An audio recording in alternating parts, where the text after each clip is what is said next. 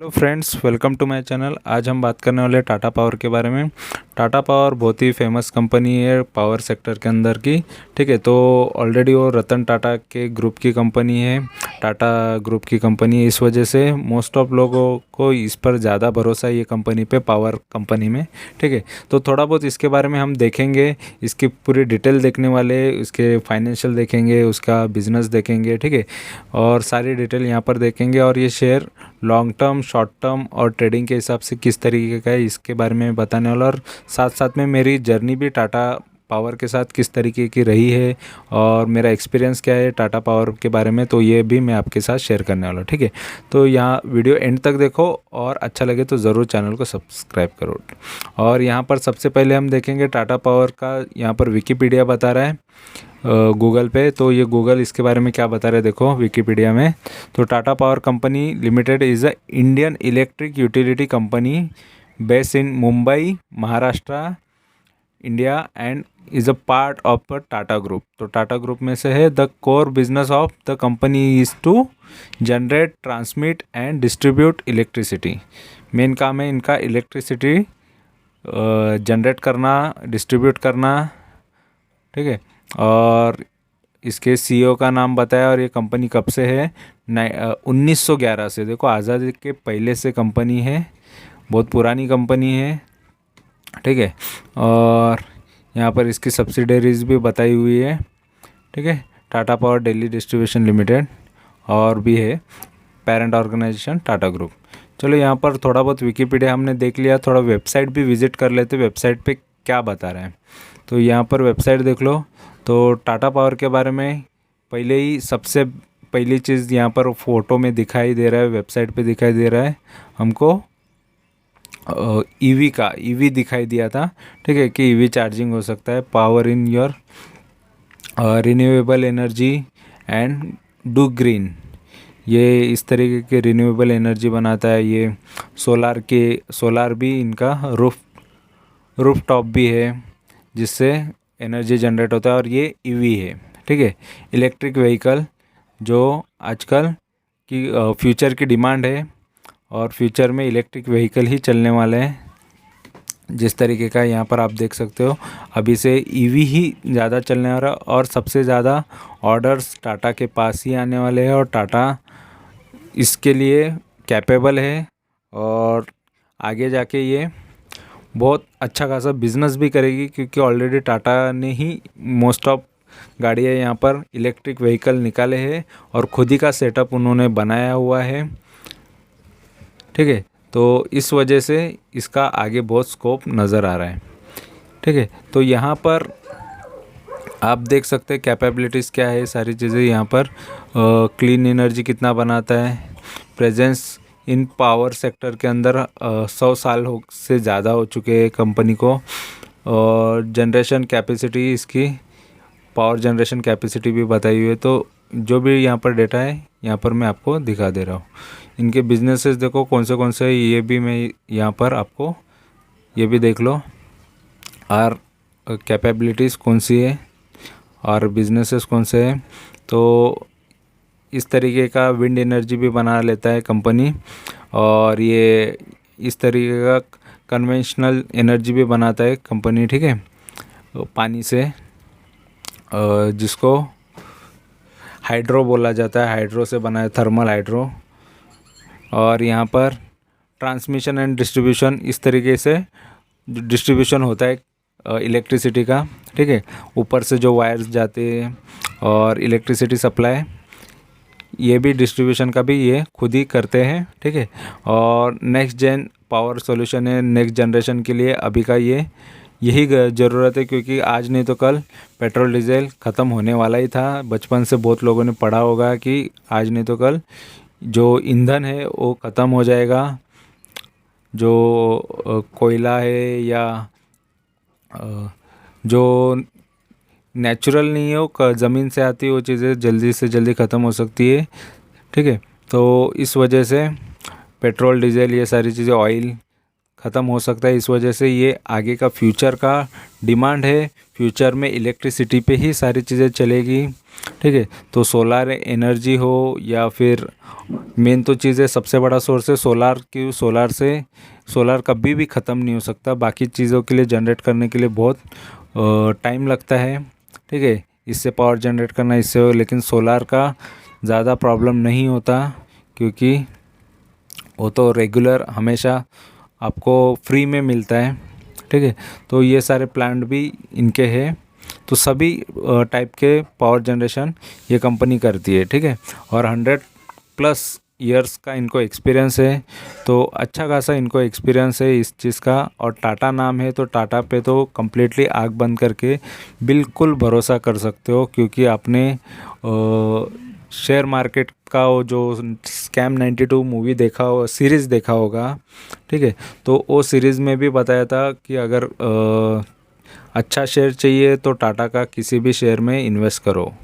जिस तरीके से हर्षद मेहता का रोल करने वाले एक्टर बोलते हैं कि इन्वेस्टमेंट के लिए टाटा का शेयर बहुत बेस्ट है, कोई भी शेयर उठा लो, टाटा का रिटर्न अच्छे ही मिलेंगे अगर सेफ चलना है तो ये टाटा का पावर का भी लेके बैठते हो या टाटा का मोटर्स का भी लेके बैठते हो तो लाइफ टाइम के लिए, लॉन्ग टर्म के लिए शेयर आराम से ज़िंदगी भर के लिए फ्यूचर में बहुत अच्छा खासा रिटर्न दे सकता है। राकेश झुनझुनवाला भी टाटा की वजह से ही आगे आए हैं। टाटा का उन्होंने टाइटन जो है टाटा की कंपनी है, ठीक है। तो टाइटन ने उनको मल्टीबैगर रिटर्न सबसे ज़्यादा दिए और उनका फेवरेट स्टॉक है और आज भी वो होल्ड करते हैं। तो यही चीज़ होती है कि कोई ना कोई अच्छी कंपनी, अच्छा बिजनेसमैन का आप शेयर लेके बैठ जाते हो तो उससे आपको अच्छे खासे रिटर्न मिल सकते हैं। और राकेश झुनझुनवाला ने टाटा मोटर्स के भी शेयर्स लेके रखे हैं। तो इस वजह से आपको भी आइडिया होना चाहिए कि आपको भी कॉन्फिडेंस होना चाहिए कि इस तरीके के शेयर लॉन्ग टर्म के लिए बहुत ही ज़बरदस्त शेयर होते हैं, ठीक है। तो यहाँ पर हमने देख लिया, इसका बिजनेस देख लिया, अभी थोड़ा बहुत इसका शेयर देख लेते। तो इसका शेयर क्या बता रहा है, ठीक है। तो यहाँ मनी कंट्रोल पे मैंने इसका शेयर ओपन किया है और मनी कंट्रोल इसके बारे में क्या बता रहा है देखो। तो 92 का इसने लोग था इसका और लगभग 298 यानी लगभग देख लो 200 रुपया ज़्यादा इसने रिटर्न दिया है, मतलब 3 गुना रिटर्न दिया है ये शेयर ने। अच्छा खासा इन्वेस्टर को 3 गुना 1 साल के अंदर इसने पैसा करके दिया, ठीक है। और यहाँ पर अभी देखेंगे इसका स्ट्रेंथ है तो लगभग 7 स्ट्रेंथ है, 4 वीकनेसेस है, 3 अपॉर्चुनिटी है और 2 थ्रेट है। तो 7 जो स्ट्रेंथ है उसमें से एक है कि company with a high TTM EPS growth, earning per share growth अच्छा है, ठीक है। अर्निंग पर शेयर अच्छा है, ईपीएस इसका अच्छा है, ऐसा बता रहे हैं, ठीक है। और वीकनेसेस 4 बता रहे हैं, जिसमें से बता रहा है कि companies with a growing cost year on year for long term project. देखो लॉन्ग टर्म का कोई सोचता है कंपनी तो फिलहाल अभी के लिए वो खर्चे में दिखाई देता है, उसकी वजह से थोड़ा बहुत लॉस तो नहीं, थोड़े एक्सपेंसेस ज़्यादा नज़र आते हैं, लेकिन ये फ्यूचर के लिए बहुत बेनिफिट होता है। तो ये लॉन्ग टर्म जो इन्वेस्ट करके रखना चाहते हैं शेयर्स में, उनके लिए ये पॉइंट कोई नेगेटिव पॉइंट नहीं होता। फिलहाल जो शॉर्ट टर्म के लिए करने वाले होते हैं या थोड़े टाइम का ही सोचते हैं, उनके लिए थोड़ा बहुत ये नेगेटिव हो सकता है, ठीक है।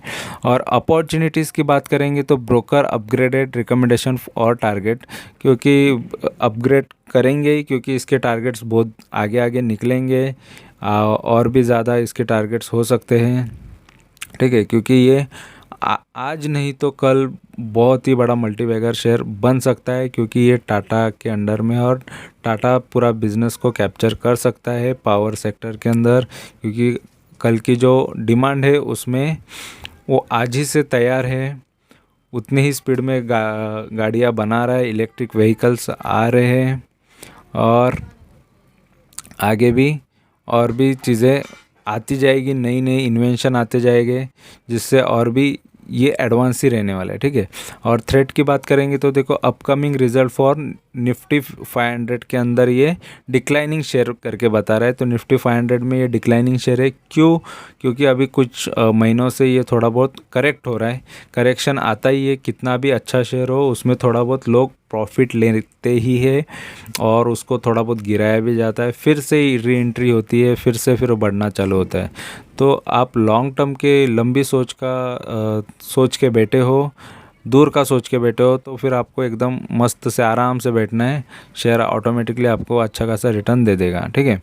और यहाँ पर इसका मार्केट कैपिटल देखो 82,000 करोड़ का है, ठीक है। 82,711 करोड़ का इसका मार्केट कैपिटल है। डिविडेंड बहुत कम देती है कंपनी, पर देती है, इम्पोर्टेंट है, कंपनी कुछ ना कुछ डिविडेंड दे रही है। इसकी डिलीवरी ज़्यादा नहीं उठाई जा रही है, मतलब ये फ़िलहाल के लिए अभी तो डिलीवरी नहीं उठाई जा रही, इसका मतलब शेयर थोड़ा सा प्रॉब्लम में, मतलब करेक्शन के मोड में है। डिलीवरी नहीं उठाई जा रही मतलब ये इसको अभी तो फ़िलहाल करेक्शन के मोड में है। और फेस वैल्यू इसका 1 का है, मतलब ये अभी इसका जो प्राइस है फेस वैल्यू का, मतलब बहुत बार स्प्लिट होने के बाद ये 1 रुपये का फेस वैल्यू आता है, ठीक है। और यहाँ पर पी इसका 50 का है, जो कि महंगा हो चुका है, मतलब ये इसके सेक्टर के पी से भी महंगा है, ठीक है। तो यहाँ पर फ़िलहाल वैल्यूएशन थोड़ा महंगा नज़र आ रहा है क्योंकि ऑलरेडी बहुत भाग चुका है।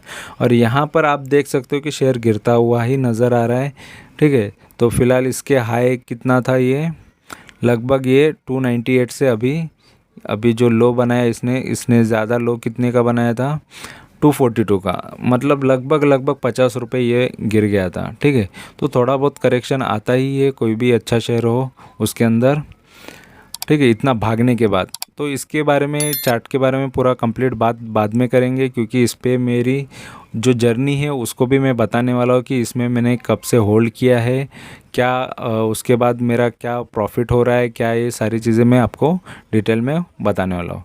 और यहाँ पर नीचे हम आके देखेंगे कि देखो प्राइस एंड वॉल्यूम में इसका 1 वीक का जो रिटर्न है नेगेटिव है, बाकी सारे रिटर्न पॉजिटिव है।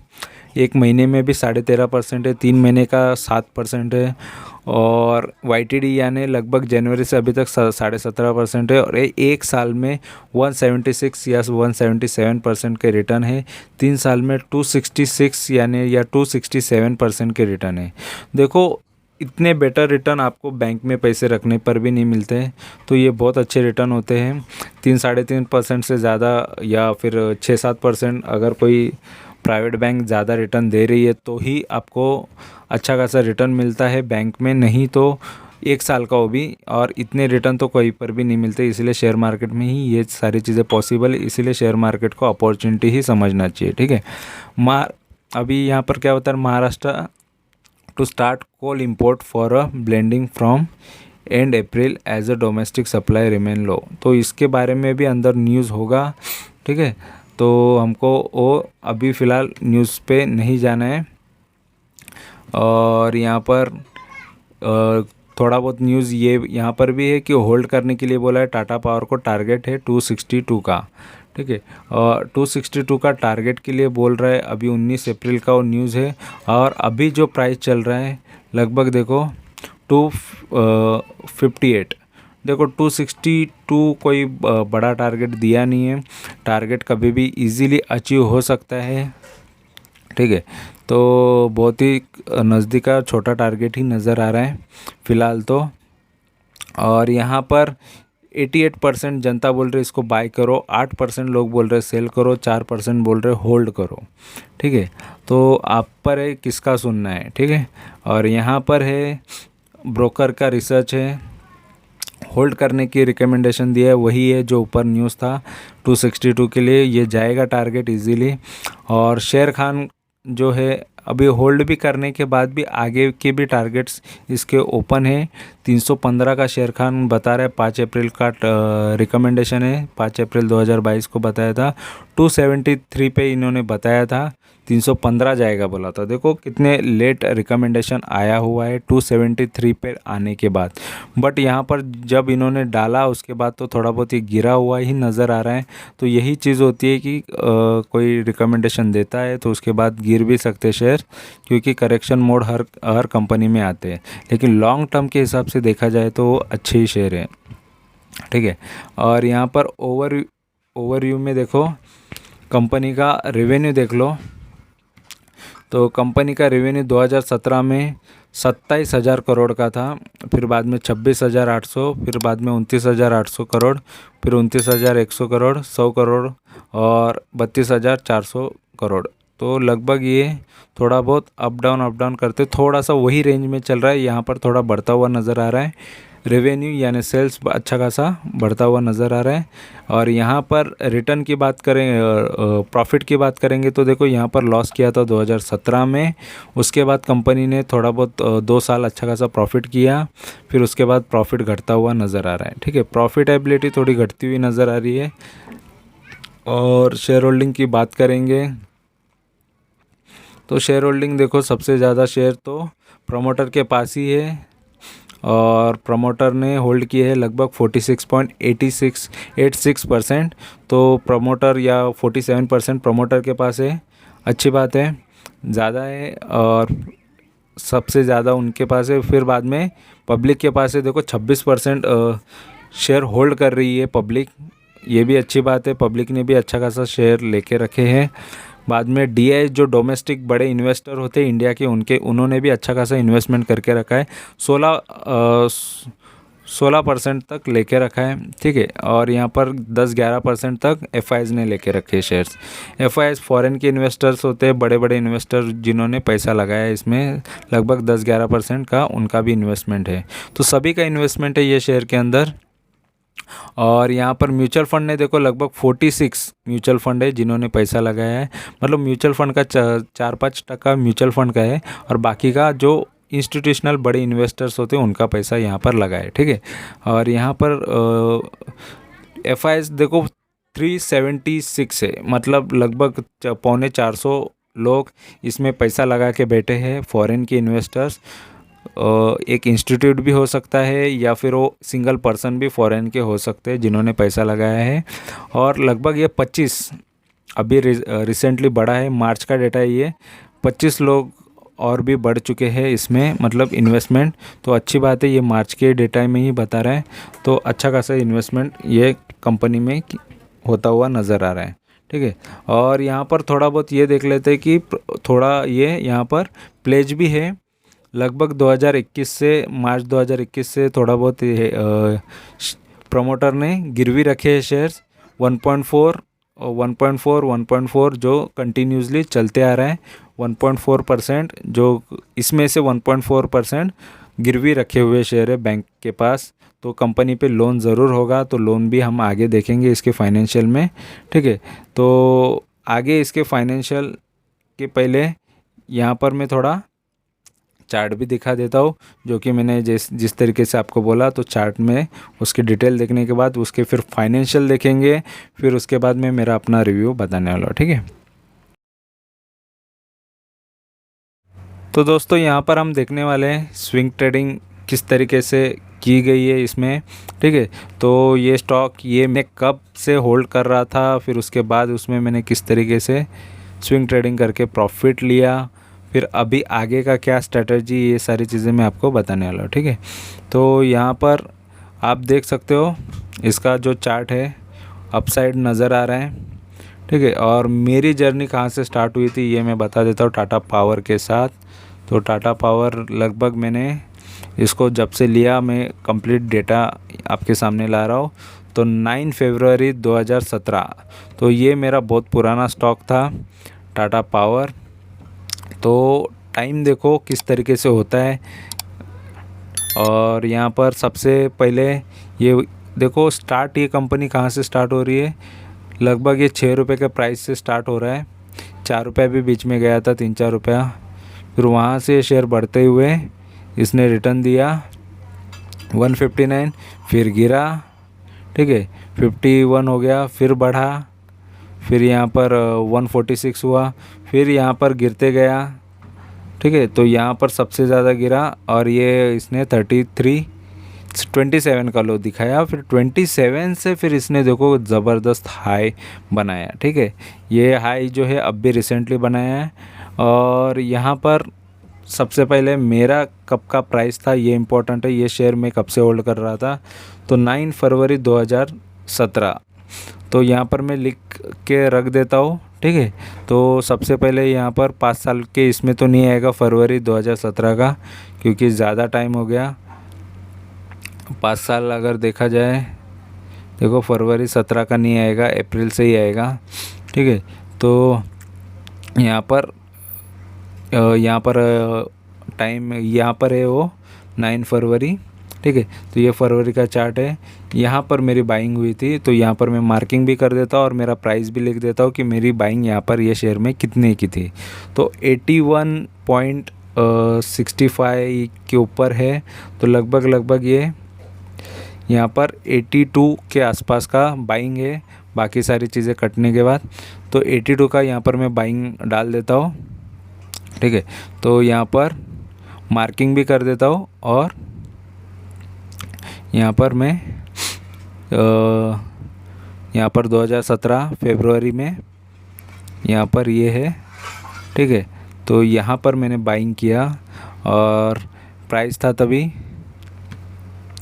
देखो 9 फरवरी 2017 में मैंने इसमें लिया और 82 के भाव पे बाय एट 82 के भाव पे मैंने इसको ख़रीदा, ठीक है। 82 के भाव पे इसको ख़रीदने के बाद इसमें 82 के भाव पे ख़रीदने के बाद ये शेयर लगभग क्या हुआ इसके साथ देखो, और डेट भी डाल देता हूँ 9 फरवरी 2017, मतलब साथ में आपको सारी चीज़ें भी डिटेल में आपको पता चल जाएगी कि ये शेयर का परफॉर्मेंस किस तरीके का रहा है। तो 9 फरवरी 2017 से मैंने इसको 82 के भाव पे लिया हुआ शेयर है ये, और उसके बाद ये शेयर देखो थोड़ा बहुत अच्छा खासा बढ़ गया था और इसने मुझे रिटर्न दिखा रहा था लगभग 82 से लगभग 101 का भाव बता रहा था, तो 20-21 रुपये ये बढ़ गया था, ठीक है। फिर उसके बाद ये शेयर देखो गिरता चला गया, मतलब लगभग 2018 के बाद ये शेयर 1 साल में अच्छा खासा थोड़ा बहुत रिटर्न दिया इसने, डाउन साइड मार के फिर अप साइड देके, फिर उसके बाद इसने डाउन साइड ही दिखाया मुझे, लगभग इसने 101 का भाव दिखाने के बाद इसने डाउन साइड दिखाया। तो ये मैंने लॉन्ग टर्म के हिसाब से शेयर लिया हुआ था कि इसको लॉन्ग टर्म के लिए लेके रखा था। ऑलरेडी मैं 2017-18 से लगभग लॉन्ग टर्म की तरफ ही बढ़ गया था, इससे पहले मैं ट्रेडिंग किया करता था, ठीक है।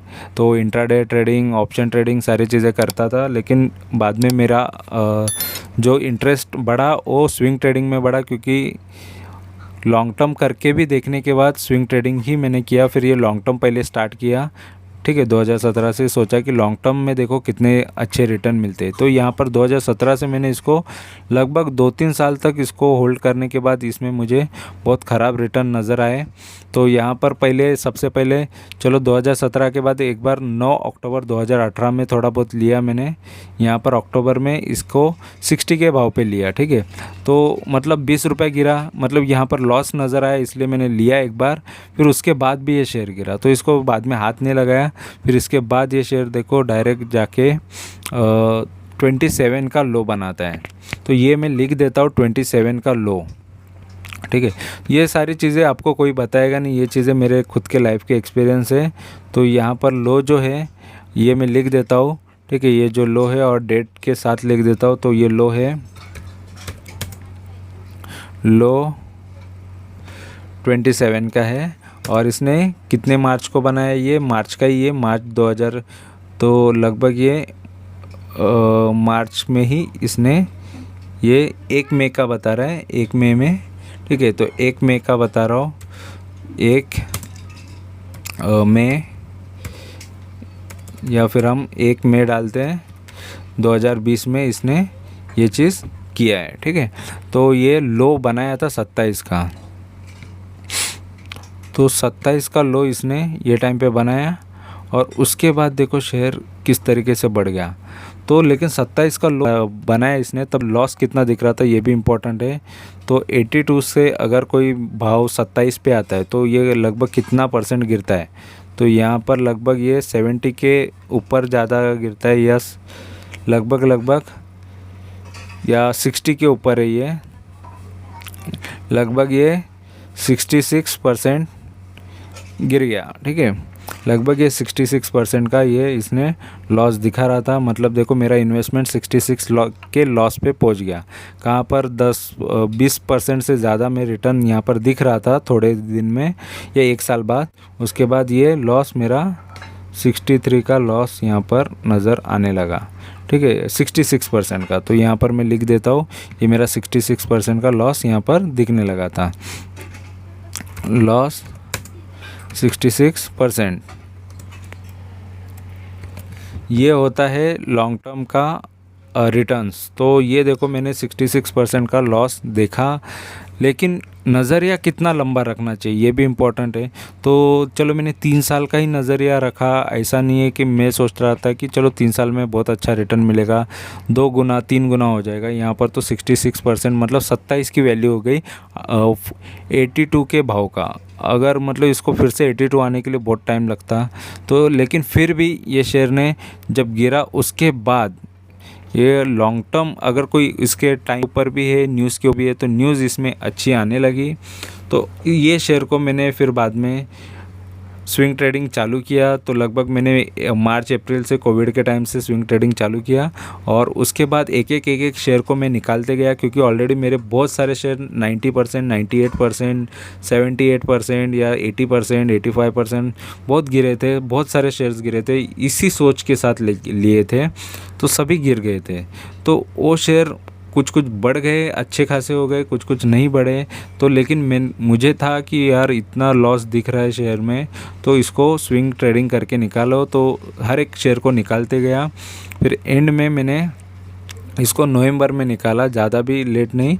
इसको मैंने 13 नवंबर 2020 से मैंने इसको बाई करना चालू किया। तो बाइंग फ्रॉम 13 नवंबर 2020। तो 13 नवंबर 2020 से यहाँ पर मैंने इसको नवंबर में लेना चालू किया और तभी 56 के भाव, 55 के भाव पे या 56 के भाव पे मैंने 56 से बाइंग करना चालू किया। तो यहाँ पर मैं मार्किंग भी कर देता हूँ, मैंने लेना कब से स्टार्ट किया, तो नवंबर से लेना स्टार्ट किया। तो इम्पोर्टेंट है ये चीज़ कि आपको ये पता होना चाहिए कि आपको ये शेयर से निकलना है या नहीं निकलना है। तो फ़िलहाल तो मुझे तो ये शेयर ऑलरेडी लॉस दिखा रहा था। देखो 55 से भी शायद कवर होगा नहीं होगा, इस वजह से फिर भी ये शेयर पे भरोसा रखते हुए उसमें फिर से इन्वेस्ट करते गया, बहुत सारे शेयर्स लेते गया। तो 56 के भाव पे, ठीक है, कंटिन्यू बाइंग किया मैंने। बाइंग कब से बाई करना लग गया मैं, लगभग इसको 66 से, हाँ, और बाइंग 66 से करने लगा, फ्रॉम 66, ठीक है। और कौन सा डेट था इम्पोर्टेंट है, तो 13 नवंबर 2020 से मैंने इसको चालू किया, ठीक है। और कंटिन्यू बाई करने की वजह से यहाँ पर मैंने कंटिन्यू बाइंग चालू किया, ठीक है। तो यहाँ पर ये डाल देता हूँ ऊपर, ये मेरी कंटिन्यू बाइंग हो गई। और इस वजह से बेनिफिट क्या हो गया कि ये शेयर में कब निकाल दिया, ये भी इम्पोर्टेंट है कि इसको मैंने, चलो ये टाइम पे मैंने कंटिन्यू बाइंग किया ये टाइम से, और इसके बाद ये शेयर मैंने कंटिन्यू बाई करते करते इसमें 50 वही भाव पे 58 के भाव पे बहुत बार लिया। फिर उसके बाद मैंने इसको डायरेक्ट बेचा 9 मार्च 2021 को, 9 मार्च 2021, ठीक है। तो कितने पे बेचा ये भी मैं बता देता हूँ। 9 मार्च 2021 यहाँ पर मार्च में 2021 में मैंने बेचा ये शेयर, ठीक है। तो कितने परसेंटेज, ये इसमें ज़्यादा परसेंटेज मैंने लिए, तो क्योंकि ऑलरेडी अच्छा खासा बढ़ रहा था, तो इसको मैंने 110 पे इसको मैंने बेच दिया, ठीक है। तो 110 पे यहाँ पर मैं लिख देता हूँ, ठीक है। तो 110 पे यहाँ पर मार्किंग भी कर देता हूँ। मार्च में मैंने बेचा इसको, ठीक है। ये जो हाई है तो ये मार्च का है, और यहाँ पर मैंने ये शेयर को सोल्ड एट 110। तो ये भी मैं लिख देता हूँ, सोल्ड एट 110 पे ये शेयर मैंने बेच दिया वो टाइम पे, ठीक है, 2021 में। अगर नहीं भी बेचता तब भी प्रॉफिट होता, लेकिन हर शेयर के साथ ऐसा नहीं होता है, ठीक है। और ऑलरेडी मेरे बहुत सारे शेयर्स डाउन में चल रहे थे, मुझे सभी को निकालना था, तो सभी का प्रॉफिट यहाँ वहाँ डालना था कि मोस्ट ऑफ शेयर जो लॉस में दिख रहे हैं उसको मुझे प्रॉफिट में निकालना था। तो ये शेयर ने कितना प्रॉफिट दिया ये भी मैं आगे आपको बता दूंगा। तो यहाँ पर देखो, पहले ये मार्च में मैंने बेचा, इसलिए मार्च की डेट भी डाल देता हूँ। 2021 में मैंने इसको बेच दिया, तो ये मेरा प्रॉफिट है। देखो मतलब ये इस वजह से प्रॉफिट हो गया, क्योंकि टाइम पे निकलना भी इम्पोर्टेंट होता है। तो मैं निकला कितने महीने में, नवंबर से मार्च में, मतलब लगभग 4 महीने के अंदर मैंने ये प्रॉफिट ले लिया, ठीक है। तो ये इम्पोर्टेंट होता है प्रॉफिट लेना। फिर उसके बाद देखो कंटिन्यू फिर भी शेयर बढ़ते गया, ऐसा नहीं कि गिर गया, ठीक है। बट किसी को पता नहीं होता कि वो शेयर कंटिन्यू भागेगा या गिर भी सकता है, क्योंकि ये जो लेवल था वो तो तोड़ दिया था, उसके बाद भी बहुत सारे लेवल ये बनाते जा रहा था, ठीक है। और ऑलरेडी शेयर में न्यूज़ में ही था, और इसने मुझे कितना प्रॉफिट दिया ये भी मैं यहाँ पर आपको फटाक से बता देता हूँ। तो लगभग ये शेयर ने मुझे अच्छा खासा प्रॉफिट दिया है, ठीक है। तो लगभग ये मेरा प्रॉफिट हो रहा है 76% का, ये शेयर ने मुझे प्रॉफिट दिया है। तो यहाँ पर मैं लिख देता हूँ 66% के लॉस से बेटर 76% का प्रॉफिट, ठीक है। तो यहाँ पर मुझे दिया 76% प्रॉफिट फ्रॉम 66% लॉस, ठीक है। तो ये लॉस से मैंने उसको प्रॉफिट में कन्वर्ट किया। देखो, या तो मुझे था कि लॉस में बेचो या फिर प्रॉफिट के लिए वेट करो, तो मैंने वेट किया, उसमें एडिशन किया जो शेयर है, क्योंकि 82 के भाव पे वो आ ही जाता आज नहीं तो कल, और अच्छा खासा प्रॉफिट हो ही जाता। लेकिन बहुत सारे शेयर्स मैंने स्विंग ट्रेडिंग के डाले हुए, उसमें सभी शेयर्स वैसा नहीं होता है। ये टाटा का शेयर था और न्यूज़ में आना चाहिए, ऐसे बहुत सारे कंपनीज़ के शेयर होते। देखो यहाँ पर भी ये टाटा का ही था, ऐसा नहीं कि ये कोई अलग कंपनी थी। इतने साल से ये गिरते जा रहा था, 2010 से देखो इसकी हालत बुरी थी। टाटा ही कंपनी है, ये कोई यहाँ पर नाम अलग नहीं था, ठीक है। लेकिन यही चीज़ होती है कि कभी कौन सा शेयर में कौन सी अच्छी न्यूज़ आ जाती है और कौन सा शेयर बढ़ना चालू हो जाता है। तो यहाँ पर तो ये वही कंपनी है, कंपनी अलग नहीं थी, या चार्ट देखो इसका अपसाइड ही नहीं, ये अचानक में बढ़ गया ये शेयर, ठीक है। क्योंकि न्यूज़ की वजह से होता है, यही मेन चीज़ होती है कि कंपनी में कोई सडनली न्यूज़ आ जाती है तो उसकी वजह से कंपनी का भाव अच्छा खासा बढ़ जाता है। तो इसने मुझे दिया प्रॉफिट। मेरा एवरेज प्राइस कितना हो गया था ये भी मैं बता देता हूँ। अगर मैंने 6% प्रॉफिट लिए तो मेरा एवरेज प्राइस मैं बता देता हूँ लगभग कितने का था, ठीक है। तो ये इम्पोर्टेंट है। तो लगभग मेरा 58 के ऊपर ही था, ठीक है। यहाँ पर लगभग इसको मैंने या 60 के ऊपर मेरा यहाँ पर एवरेज प्राइस आ रहा था। तो 62 के आसपास का यहाँ पर प्राइस है मेरा। तो लगभग 62 63 का 62 के पास मेरा प्राइस आ गया था इसका, क्योंकि इसको ये एक ही भाव पे मैंने बहुत क्वांटिटीज़ उठाना चालू किया यहाँ पर नवंबर में। तो ये बाइंग करना जब से चालू किया तो यहाँ पर मेरा भाव आ गया 62 का, ठीक है। तो ऑलरेडी यहाँ पर बीच में गिरा था, तभी भी मैंने लिया था, ठीक है।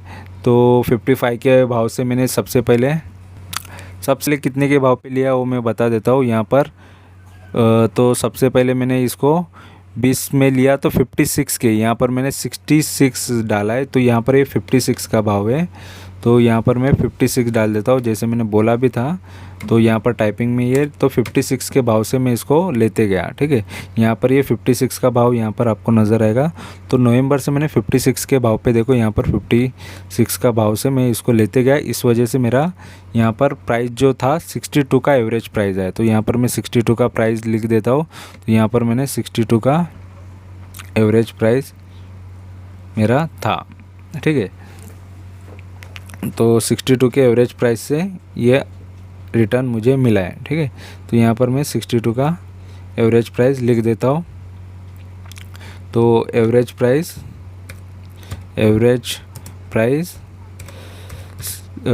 हो गया 62, ठीक है। तो 62 के एवरेज प्राइस से ये शेयर ने अच्छा खासा रिटर्न दिया है, और 76% ये रिटर्न तो मेरे लिए भी उतना काफ़ी है। ऑलरेडी मैं 66% का लॉस कर रहा था, दिख रहा था मुझे, लेकिन फिर भी प्रॉफिट लेना इम्पोर्टेंट था, तो ये प्रॉफिट लिया है। ठीक है, प्रॉफिट में ही निकलना इम्पोर्टेंट है, तो इस वजह से प्रॉफिट लिया है, तो ये अच्छी बात है। और हर किसी को यही होना चाहिए कि अच्छे से प्रॉफिट लो कोई भी अच्छे शेयर्स में इन्वेस्ट करके। ठीक है, तो और उसके बाद ये मल्टीबैगर हो जाएगा नहीं होगा ये किसी को नहीं पता होता है, लेकिन फ़िलहाल आगे के लिए, फ्यूचर के लिए इसमें बहुत अपॉर्चुनिटी है। लेकिन फ़िलहाल और भी ये भी है कि बाकी सारी भी चीज़ें इंपॉर्टेंट होती है कि करेक्शन मोड भी आता है, कितना भी शेयर भागे तो कहीं ना कहीं शेयर थोड़ा बहुत करेक्ट होगा फिर भागना चालू करेगा। ठीक है, तो कहीं ना कहीं जाके ये शेयर करेक्ट होगा भी, और फिलहाल करेक्शन मोड में भी चल रहा है। तो अभी तो फ़िलहाल यही कहूँगा कि आपकी मर्ज़ी है ये शेयर में इन्वेस्ट करना है नहीं करना है, लेकिन लॉन्ग टर्म के हिसाब से सोचा जाए कि आज नहीं तो कल ये फ्यूचर में बहुत सारे मल्टीबैगर रिटर्न दे सकता है।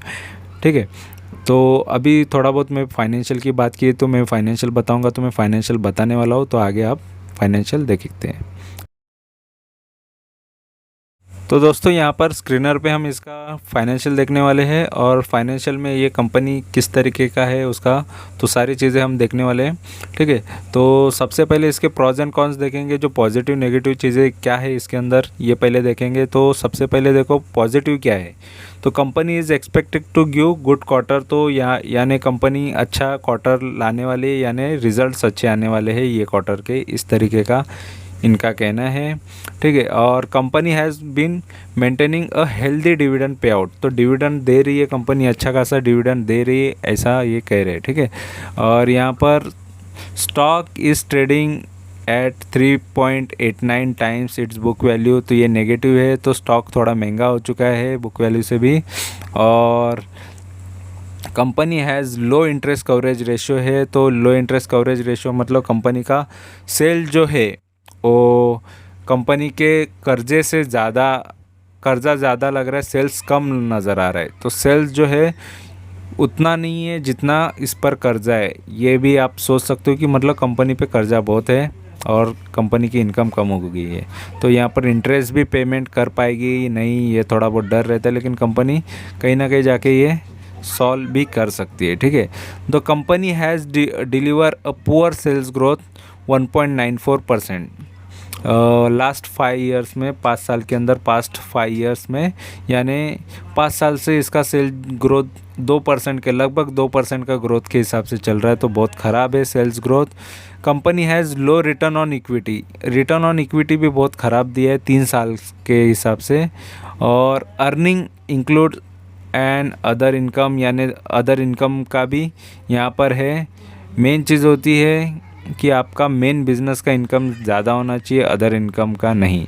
ठीक है, और यहाँ पर क्वार्टरली रिजल्ट्स की बात करेंगे तो देखो 7,230 करोड़ का सेल करती थी कंपनी 2019 में, मार्च 2019 में। अभी ये लगभग 10,913, यानी लगभग ये सेल्स बढ़ता हुआ नज़र आया है, अच्छी बात है।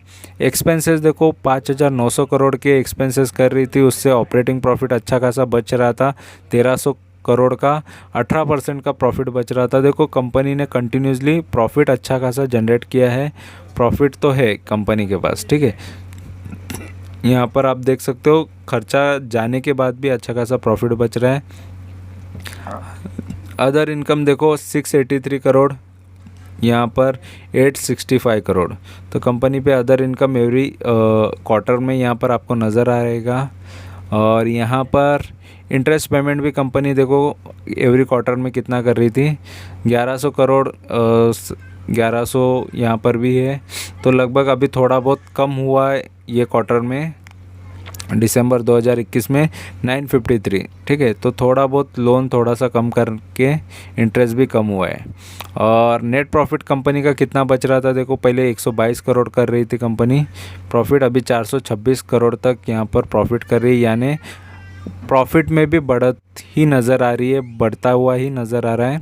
और प्रॉफिट एंड लॉस की बात करेंगे तो लगभग ये 10-12 साल का सेल्स का डेटा और प्रॉफिट का डेटा है। और यहाँ पर देखो 2010 में इसने 18,900 करोड़ का सेल किया था, फिर 19,400, फिर 26,000, फिर 33,000, फिर 35, फिर 33, 29, 27, 26, 29, 29, 32, फिर 40,000 करोड़ या 41,000 करोड़ का रिसेंटली सेल चल रहा है। अभी तक ये मार्च का सेल्स आया नहीं है, टीटीएम मतलब एक करंट जो चल रहा है वो सेल्स बताया हुआ है अभी तक का। और फिलहाल इसमें मार्च के रिज़ल्ट्स ऐड होते ही ये सेल्स ज़्यादा नज़र आएगा। ठीक है, तो ये अभी फ़िलहाल तो अच्छा ही नज़र आ रहा है। एक्सपेंसेस की बात करेंगे तो देखो एक्सपेंसेस भी कंट्रोल में है। ठीक है, 20% बच जाता था, 24%, 19% प्रॉफिट बचता था, तो अच्छा खासा प्रॉफिट बचा ले रही है कंपनी। अब यहाँ पर 16% का बचा है, फिर भी और भी ऐड होना बाकी है सेल्स वगैरह, तो और भी प्रॉफिट बढ़ सकता है। ठीक है, और अदर इनकम भी है कंपनी का, लगभग देखो 672 करोड़ का 2010 में कर रही थी प्रॉफिट। यहाँ पर बीच में एक बार अदर इनकम में लॉस हो गया था, अदर लॉस है ये। और यहाँ पर देखो सबसे ज़्यादा यहाँ पर 7,000 करोड़ का भी अदर इनकम किया था कंपनी ने। अभी यहाँ पर 3,000 करोड़ का अदर इनकम है। तो अदर इनकम, ये प्रॉफिट्स और ये अदर इनकम है। ठीक है, तो मेन चीज़ है अदर इनकम भी लगभग आसपास ही है। 50% तो प्रॉफिट का तो अदर इनकम एक्स्ट्रा आ ही रहा है, बट अदर इनकम से ज़्यादा ये इनकम ज़्यादा होना चाहिए। मेन इम्पोर्टेंट ये होता है किसी भी कंपनी के लिए, इसीलिए वो नेगेटिव में बता रहा था। ठीक है, और इंटरेस्ट पेमेंट देखो कंपनी 782 करोड़, 868 करोड़, फिर थोड़ा बहुत इंटरेस्ट बढ़ते गया। ठीक है, 3,600, 700 करोड़, यहाँ पर भी 4,400 करोड़ तक भी इंटरेस्ट पे कर रही थी, अभी 3,700। तो थोड़ा बहुत इंटरेस्ट पेमेंट कम हुआ है, कर्जा थोड़ा सा कम हुआ है, यहाँ पर ये नज़र आ रहा है। नेट प्रॉफिट की बात करेंगे तो देखो नेट प्रॉफिट 1,900 करोड़ का कर रही थी, फिर 2,000 करोड़ एक बार लॉस किया 2012 में, और 3 साल तो लॉस किया कंपनी ने, फिर थोड़ा बहुत प्रॉफिट करते आई कंपनी, और अभी 1,600 करोड़ का प्रॉफिट जनरेट कर रही है। ठीक है, और यहाँ पर बैलेंस शीट में मेन चीज़ होती है कंपनी पे कर्जा कितना है ये देखने की। तो कंपनी पे कर्जा देखो, कंपनी पर लगभग 18,000 करोड़ का था, 18,500 करोड़, फिर 24-25 हज़ार करोड़ का था, फिर 34,000 करोड़ का, 37-38 करोड़ का, और 40,000 करोड़, 40,000, मतलब कंपनी पे यहाँ पर तो देखो सबसे ज़्यादा बढ़ गया। तो 2020 में 51-52,000 करोड़ का यहाँ पर कंपनी ने कर्जा लेके रखा है, और अभी थोड़ा बहुत कम हुआ है, यहाँ पर 2021 में कम हुआ था ये। ठीक है, और अभी तक ये 49 का दिख रहा है। तो फिलहाल कंपनी ने थोड़ा बहुत कर्जा चुका दिया है। तो कंपनी जितना कम जल्दी डेट फ्री हो जाती है तो कंपनी का प्रॉब्लम ज़्यादा सॉल्व हो जाता है सारी चीज़ें। ठीक है, बट ये लॉन्ग टर्म प्रोजेक्ट या लॉन्ग टर्म के लिए कंपनी कभी भी सोचती है तो कंपनी कर्जा लेती है, लोन लेती है डायरेक्टली।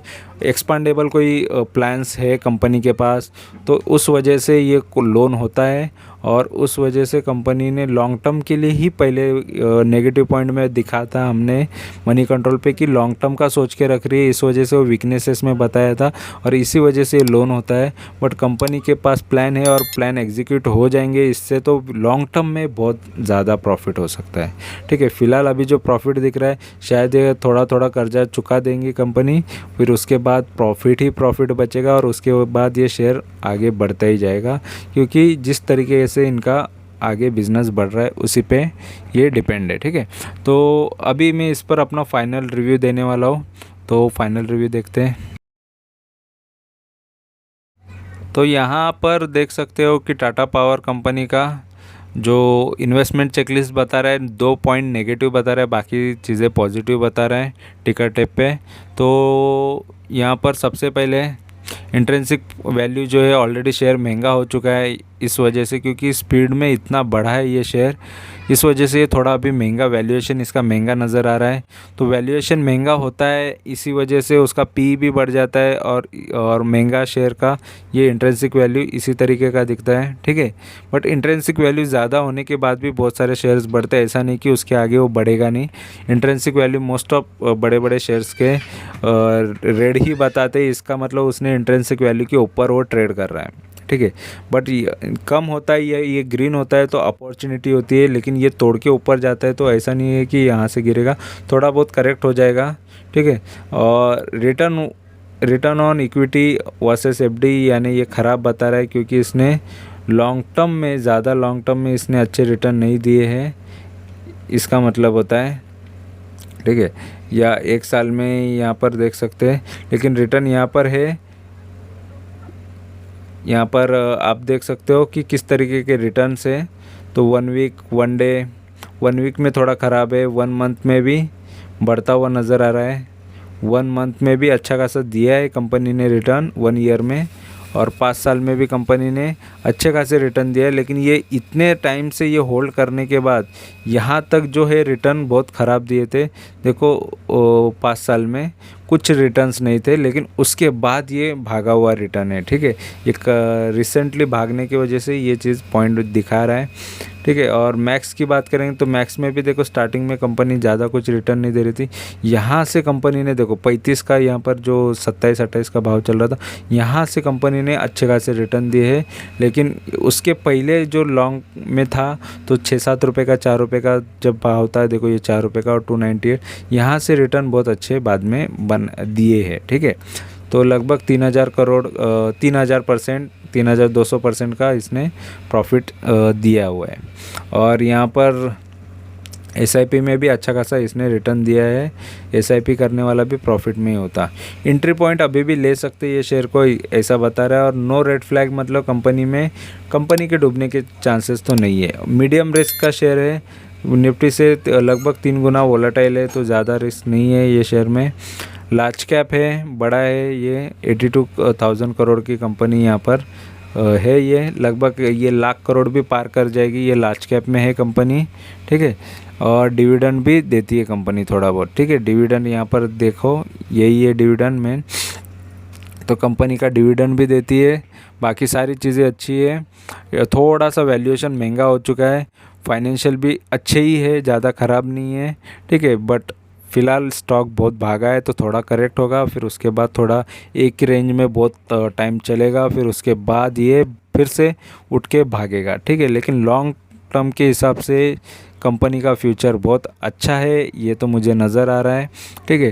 क्योंकि इसके पास जो बिजनेसेस है, जो कस्टमर्स है, क्लाइंट्स है, वो बहुत पहले से ही अच्छे खासे थे, लेकिन अभी तो और भी बढ़ने वाले हैं। और इसके पास खड़ा बिजनेस खुद के ही गाड़ियाँ से और गाड़ी से जो कार्स है, वो आगे जाके फ्यूचर में और बाकी भी कार्स निकलेंगे, तो इन पहले से ही इंफ्रास्ट्रक्चर बना के रख रहे हैं। जो ईवी कार्स आने वाले, इलेक्ट्रिक व्हीकल आने वाले हैं, उसके लिए ये पहले से ही इंफ्रास्ट्रक्चर बना के रख रहे हैं, जिससे इलेक्ट्रिसिटी या जो बैटरी चार्जिंग का जो प्रॉब्लम है वो सॉल्व हो जाए, और डिमांड उनको ज़्यादा, और उनका बिज़नेस और भी ये प्रॉफिट में ऐड हो जाएगा, क्योंकि कंजम्पशन और बढ़ जाएगा, और इसके वजह से इनका सेल्स भी अच्छा हो जाएगा और प्रॉफिटेबिलिटी भी अच्छी होगी। तो कभी भी लॉन्ग टर्म मतलब 1 साल 2 साल मत सोचो, बहुत लंबा सोचो, बहुत मल्टीबैगर रिटर्न मिलेंगे। थोड़ा बहुत, जब इसको 27 में जिसने लिया उसने तो 10 गुना रिटर्न कर लिया, ठीक है। 10 गुना तो आराम से रिटर्न कर लिया 1 साल के अंदर ही। 2020 में 27 हुआ था, 1 या 2 साल के अंदर उसने 10 गुना रिटर्न बना दिए। यही टाइम होता है कि जब जब शेयर गिरते हैं, सही टाइम पे सही शेयर को बहुत दबा के खरीदो, बहुत अच्छे रिटर्न मिलेंगे। चलो, मुझे तो लगभग 76% रिटर्न मिले, क्योंकि मैंने स्विंग ट्रेडिंग किया इसलिए, ठीक है। अगर मैं स्विंग ट्रेडिंग ना भी करूँ तभी भी थोड़ा बहुत प्रॉफिट होता ही, ठीक है। तो लेकिन इम्पॉर्टेंट क्या होता है, हमारे पास मेन चीज़ होती है कि क्वांटिटीज़ कितनी खरीदते हैं हम। जितनी ज़्यादा क्वांटिटी उतना ज़्यादा बेनिफिट आपको होगा। इसीलिए अच्छे शेयर्स, अच्छी कंपनी, अच्छा ब्रांड पकड़ो, और वो जब गिरे तो उसको इतना खरीदो कि उसके बाद वो लॉन्ग टर्म में आपको बहुत बेहतर रिटर्न दे, ठीक है। और ऐसी कंपनीज को सही टाइम पे खरीदना ही सही होता है, वही चीज़ आपको मल्टीबैगर रिटर्न्स देती है। ये अगर किसी ने लाख रुपए लगाया रहता तो 10 लाख होते, जिसने 10 लाख लगाया रहता 1 करोड़ बन जाते। तो ये इम्पॉर्टेंट है कि सही शेयर को सही टाइम पे ख़रीदो और मल्टीबैगर रिटर्न कमाओ और फ्यूचर में छोड़ दो। उसी से आपका 1 करोड़ का 10 करोड़ होगा, 100 करोड़ होगा, 1000 करोड़ होगा। क्योंकि कंपनी सही पकड़ के सही क्वांटिटीज़ खरीदो, उसके बाद वो बोनस डिक्लेयर, स्प्लिट होता है शेयर्स, तो बहुत सारी चीज़ें होती है। तो उस वजह से क्वांटिटीज़ भी बढ़ती है और आपके रिटर्न्स भी बहुत आगे जाके बढ़ सकते हैं। तो फ़िलहाल इस पर मेरा यही रिव्यू है कि फ़िलहाल ओवरबॉट में थोड़ा बहुत करेक्ट हो सकता है, बट ये लॉन्ग टर्म के हिसाब से सोचा जाए तो शेयर बहुत अच्छा है। तो लॉन्ग टर्म के हिसाब से कोई भी इसमें इन्वेस्ट कर सकता है, आपकी मर्ज़ी है। फ़िलहाल मैं अभी भी इसमें वेट ही करूँगा, जब ये शेयर और भी डाउन आता है तो मैं इसमें फिर से एंट्री करके अच्छा खासा प्रॉफिट इसमें भी ले सकता हूँ। अगर मैं चाहूँ तो इसको लॉन्ग टर्म के लिए, तो लॉन्ग टर्म के लिए भी रखना चाहूँगा। तो ये चीज़ें, हर एक चीज़ें कंपनी के बिज़नेस के ऊपर डिपेंड है, बट इसका बिज़नेस लॉन्ग टर्म के लिए बहुत अच्छा है। लेना है तो मुझे लगता है कि किसी ने भी बहुत कम क्वांटिटीज़ लेके बहुत लॉन्ग टर्म के लिए रुक के कोई फ़ायदा नहीं होता, क्योंकि बढ़ बढ़ के रिटर्न कितने बढ़ेंगे। अगर किसी पर बेट लगाना है तो कोई भी शेयर्स ऐसा चुनो जिसमें आप क्वांटिटीज़ भी बहुत अच्छे से खरीदो, ज़्यादा से ज़्यादा खरीदो और उसमें मस्त से बैठे रहो और सही टाइम पे सही एंट्री करो और बहुत सारा पैसा कमाओ, ठीक है। तो फिलहाल जो भी शेयर्स में लॉन्ग टर्म करो तो उसमें ज़रा क्वांटिटीज़ भी बहुत अच्छे से खरीदो, ठीक है। तो वीडियो अच्छा लगा है तो चैनल को ज़रूर सब्सक्राइब करो, लाइक करो, कमेंट करो, दोस्तों के साथ शेयर करो। Thank you very much for watching my video. Thank you, bye bye.